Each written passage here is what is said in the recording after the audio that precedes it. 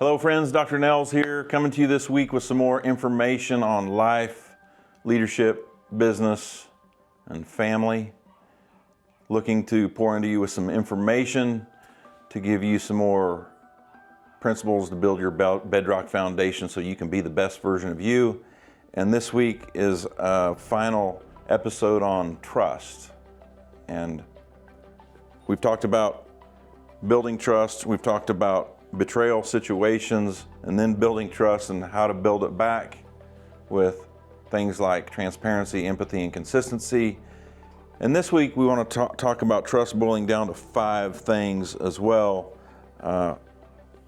mostly from a leadership perspective, but also from a perspective in terms of even from a friendship scenario. And trust boils down to these 5 things. Feeling understood. Do you or they have the right motive? Do they have the ability to pull off what we're trusting them to do?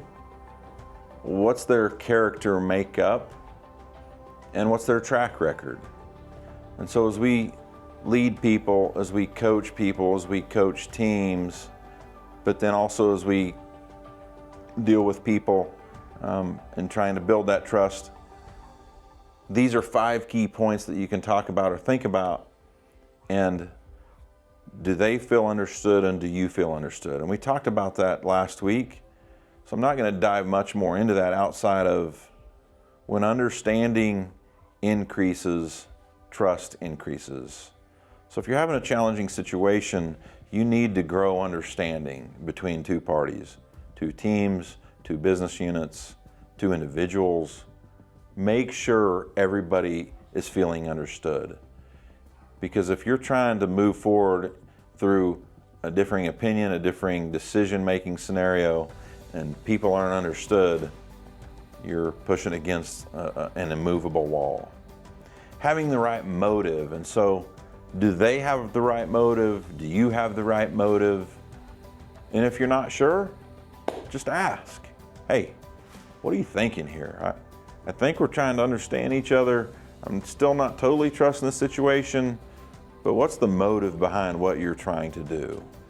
And maybe they're wondering that about you in a decision that you're making. What's my motive?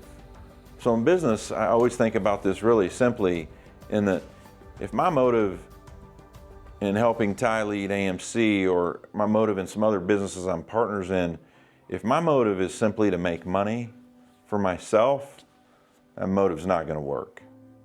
If your motive is to simply build up your bank account, that's not going to work with the people you lead. And if you're around people that's their motive, I'm not sure you can always discuss that with them if you're a member of a team that is. But as leaders, it's our noble responsibility to lead with a greater purpose, far greater than just simply making money.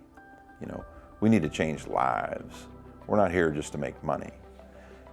As you're dealing with people and you're handing tasks off, or you're trying to build trust with someone to see if you can, we always analyze, do they simply have the ability to pull off what we're asking them to do?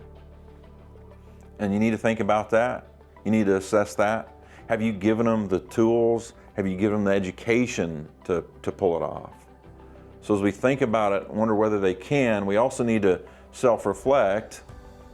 Have we given them the expectations? Have we taught them well enough? And have we given them the tools? If we've done those 3 things, then you should be able to hand something off to them and trust them to pull it off and to execute it. Fourth thing is, what's their character makeup? And so if there's some character flaws, you might have a tough situation.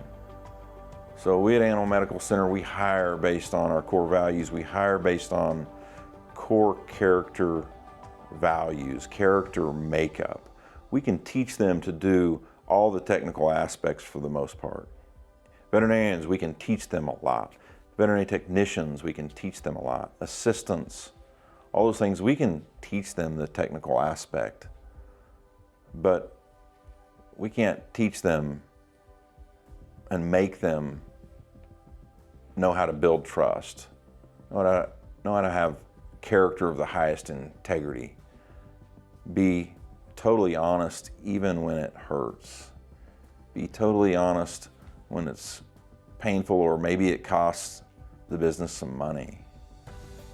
We need people that have incredible attitudes and efforts, and with the motive that's our motive, which is changing lives.